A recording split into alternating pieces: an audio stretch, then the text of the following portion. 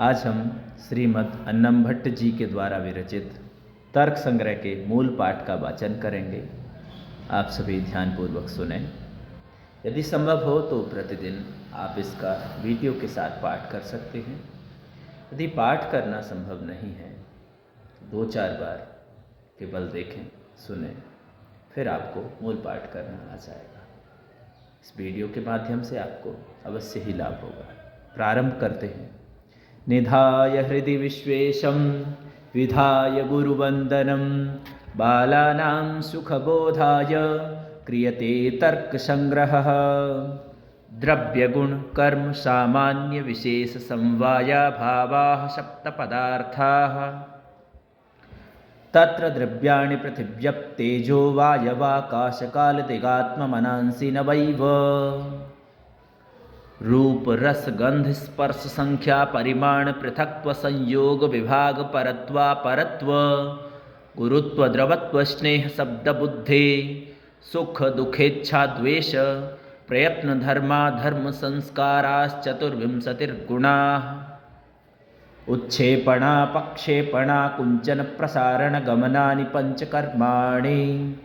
परमपरं चेति द्विविधं सामान्यम्। नित्यद्रव्यवृत्तयो विशेषास्त्वनन्ता एव। समवायस्त्वेक एव। अभावश्चतुर्विधः। प्रागभावः प्रध्वंसाभावो अत्यन्ताभावो अन्योन्याभावश्चेति। तत्र गन्धवती पृथिवी सा द्विविधा नित्या अनित्या च। नित्या परमाणुरूपा अनित्या कार्यरूपा। पुनस्त्रिविधा शरीरेन्द्रियविषयभेदात्।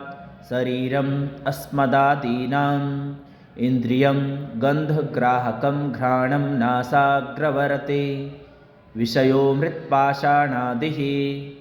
शीतस्पर्शवत्य आपः ताश्च द्विविधाः नित्या अनित्याश्च। नित्याः परमाणुरूपाः अनित्याः कार्यरूपाः। ता पुनस्त्रिविधाः शरीरेन्द्रियविषयभेदात्। शरीरं वरुणलोके इन्द्रियं रसग्राहकं रसनं जिह्वाग्रवरति विषयः सरित्समुद्रादिः। उष्णस्पर्शवत्तेजः तच्च द्विविधम्। नित्यमनित्यं च।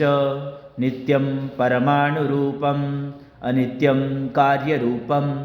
पुनस्त्रिविधं शरीरेन्द्रियविषयभेदात्। शरीरम् आदित्यलोके प्रसिद्धम् इन्द्रियं रूपग्राहकं चक्षुः कृष्णताराग्रवर्ते। विषयश्चतुर्विधः भौमदित्योदर्याकरजभेदात्। भौमं वह्नादिकम् अविन्धनं दिव्यं विद्युदादि। भुक्तस्य परिणामहेतुरुदर्यम् आकरजं सुवर्णादि। रूपरहितस्पर्शवान् वायुः स द्विविधो नित्यो नित्यश्च। नित्यः परमाणुरूपः अनित्यः कार्यरूपः। पुनस्त्रिविधः शरीरेन्द्रियविषयभेदात्।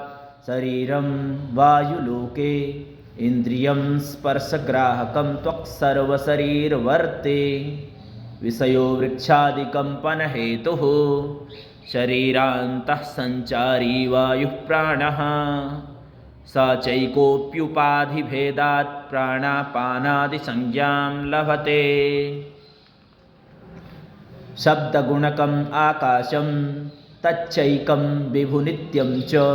अतीतादिव्यवहारहेतुः कालः स चैको विभुर्नित्यश्च। प्राच्यादिव्यवहारहेतुर्दिक् सा चैका विभुवी नित्या च। ज्ञानाधिकरणमात्मा स द्विविधो जीवात्मा परमात्मा चेति। तत्रेश्वरः सर्वज्ञः परमात्मा एक एव।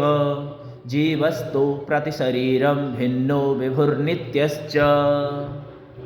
सुखाद्युपलब्धि साधनमिन्द्रियं मनः तच्च प्रत्यात्मनियतत्वात् अनन्तं परमाणुरूपं नित्यं च चक्षुर्मात्रग्राह्यो गुणो रूपं तच्च शुक्ल नील पीत रक्त हरित कपिश्चित्रभेदात् सप्तविधम् पृथिवी जलतेजो वृत्ति तत्र पृथिव्यां सप्तविधम् अभास्वरशुक्लं जले भास्वरशुक्लं तेजसि रसनाग्राह्यो गुणो रसः स च मधुराम्ल लवण कटुकषाय तिक्तभेदात् षड्विधः पृथिवी जलवृत्तिः तत्र पृथिव्यां षड्विधः जले मधुर एव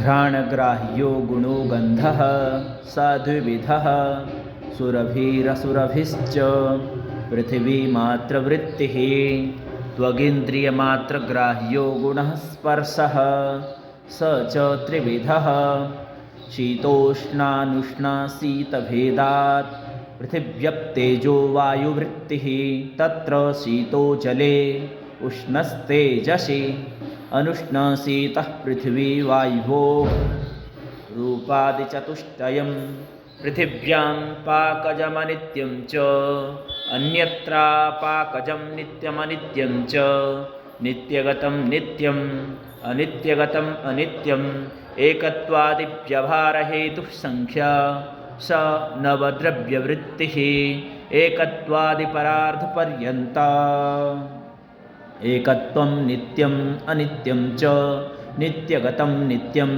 अनित्यगतम् अनित्यम् दुत्वादिकं तु सर्वत्र नित्यमेव मानव्यभारासाधारणकारणं परिमाणं नवद्रव्यवृत्ति तच्चतुर्विधम् अणुमहद्दीर्घं ह्रस्वं चेति पृथग्व्यवहारासाधारणकारणं पृथक्त्वं सर्वद्रव्यवृत्ति संयुक्तव्यवहारहेतुः संयोगः सर्वद्रव्यवृत्तिः संयोगनाशको गुणो विभागः सर्वद्रव्यवृत्तिः परा परव्यवहारासाधारणकारणे परत्वापरत्वे पृथिव्यादिचतुष्टयमनोवृत्तिनि ते द्विविधे दिक्कृते कालकृते चेति दूरस्थे दिक्कृतं परत्वं समीपस्थे दिक्कृतम् अपरत्वं ज्येष्ठे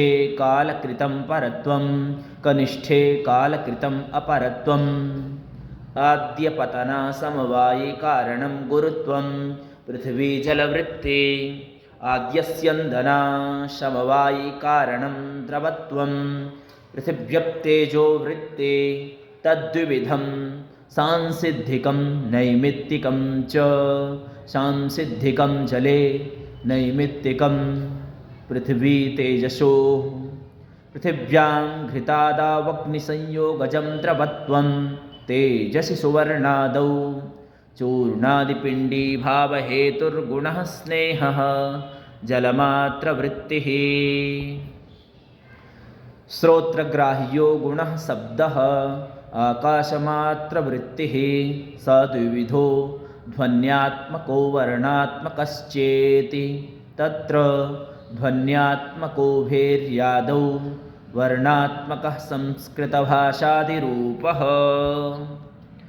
सर्वव्यवहारहेतुर्ज्ञानं बुद्धिः सा द्विविधा स्मृतिरनुभवश्च संस्कारमात्रजन्यं ज्ञानं स्मृतिः तद्भिन्नं ज्ञानम् अनुभवः स द्विविधो यथार्थो अयथार्थश्चेति तद्वति तत्प्रकारको अनुभवो यथार्थः यथा रजते इदं रजतम् इति ज्ञानं सैव प्रमा इत्युच्यते तदभाववति तत्प्रकारको अनुभवो अयथार्थः यथा सुक्तौ इदं रजतम् इति ज्ञानं सैव अप्रमा इत्युच्यते यथार्थानुभवश्चतुर्विधः प्रत्यक्षानुमित्युपमितिशाब्दभेदात् तत्करणम् अपि चतुर्विधं प्रत्यक्षानुमानोपमानशब्दभेदात् व्यापारवत् असाधारणं कारणं करणं कार्य नियत पूर्ववृत्ति कारणम कार्यम प्रागभाव प्रतियोगी कारणम त्रिविधम समवायी असमवायी निमित्त भेदात् यत् समवेतं कार्यम उत्पद्यते तत्समवायी कारणम यथा तन्तवः पटश्च स्वगतरूपादे कार्येण कारणेन वा सहैकस्मिन्नर्थे समवेतं सत्कारणम् असमवायी कारणं यथा तन्तुसंयोगः पटस्य तन्तुरूपं पटगतरूपस्य च तदुभयभिन्नं कारणं निमित्तकारणं यथा तुरीवेमादिकं पटस्य एतत्त्रिविधकारणमध्ये यत् असाधारणं कारणं तदेव करणं तत्र प्रत्यक्षज्ञानकरणं प्रत्यक्षम् इन्द्रियार्थसन्निकर्षजन्यं ज्ञानं प्रत्यक्षं तद्विविधं निर्विकल्पकं सविकल्पकं च तत्र निष्प्रकारकं ज्ञानं निर्विकल्पकं यथेदं किञ्चित् सप्रकारकं ज्ञानं सविकल्पकं यथा डित्थोऽयं ब्राह्मणोऽयं श्यामोऽयम् इति प्रत्यक्षज्ञानहेतुरिन्द्रियार्थसन्निकर्षः षड्विधः संयोगः संयुक्तसमवायः संयुक्तसमवेतसमवायः समवायः समवेतसमवायः विशेषणविशेष्यभावश्चेति चक्षुषा घटप्रत्यक्षजनने संयोगः सन्निकर्षः घटरूपप्रत्यक्षजनने संयुक्तसमवायः सन्निकर्षः चक्षुः संयुक्ते घटे रूपस्य समवायात् रूपत्वसामान्यप्रत्यक्षे संयुक्तसमवेतसमवायः सन्निकर्षः चक्षुः संयुक्ते घटे रूपं समवेतं तत्र रूपत्वस्य समवायात् श्रोत्रेण शब्दसाक्षात्कारे समवायः सन्निकर्षः कर्णविवरवर्त्याकाशस्य श्रोत्रत्वात् शब्दस्याकाशगुणत्वात् गुणगुणिनोश्च समवायात् शब्दत्वसाक्षात्कारे समवेतसमवायः सन्निकर्षः श्रोत्रसमवेते शब्दे शब्दत्वस्य समावायात् अभावप्रत्यक्षे विशेषणविशेष्यभावः सन्निकर्षः घटाभाववत् भूतलम् इत्यत्र चक्षुः संयुक्ते भूतले घटाभावस्य विशेषणत्वात् एवं सन्निकर्ष षट्कजन्यं ज्ञानं प्रत्यक्षं तत्करणम् इंद्रियं तस्मात् इंद्रियं प्रत्यक्ष प्रमाणम् इति सिद्धम्। इस प्रकार से आपने तर्क संग्रह के मूल पाठ को प्रत्यक्ष पर्यंत जो मूल पाठ किया गया है इस वीडियो के माध्यम से देखा। इस वीडियो को देखने के लिए आपका धन्यवाद।